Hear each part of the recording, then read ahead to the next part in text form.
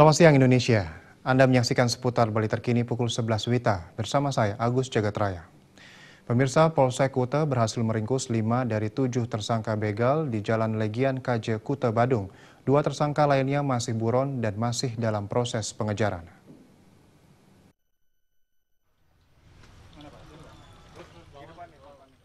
Dari tangan tersangka disita HP, kredit card, dan uang hasil kejahatan. Akibat ulah begalnya, kini kelima tersangka kasus begal diganjar pasal 365 dengan penjara maksimal 9 tahun.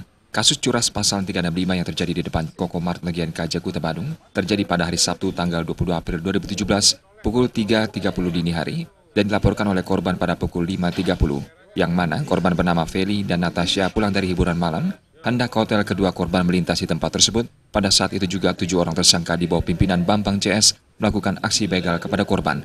Tidak ada perlawanan dari korban, para tersangka langsung merampas barang-barang yang ada pada korban.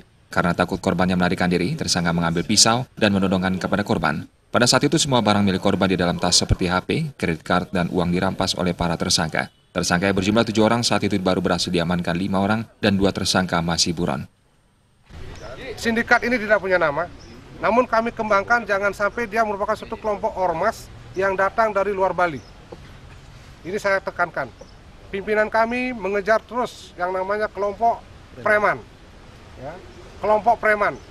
Jangan sampai ada kelompok preman yang datang dari luar Bali mau mengacaukan Bali, terutama Kuta sebagai daerah pariwisata. Itu sebagai basic commander, perintah dasar pimpinan kami itu. Sehingga kami dari Kepolisian Polsek Kuta bersama jajaran perang terhadap preman, apalagi dengan cara kekerasan seperti ini. Polsek Kuta terpaksa memberikan timah panas karena tersangka melakukan perlawanan. Bukan hanya satu TKP saja, mereka berhasil disertai pemalakan, pemerasan, dan perampasan sepeda motor. Sasaran utama di wilayah Seminyak, Camplung Tanduk, Plawa, Akyu Aya, dan Sunset Road. Saat ini sudah ada 4 korban melapor sebagai korban pembegalan. Barang bukti yang diamankan adalah senjata tajam dan pistol jenis airsoft gun. Gung Krisna, Bali TV. Sekian seputar Bali terkini kali ini. Terima kasih untuk perhatian Anda. Salam Indonesia.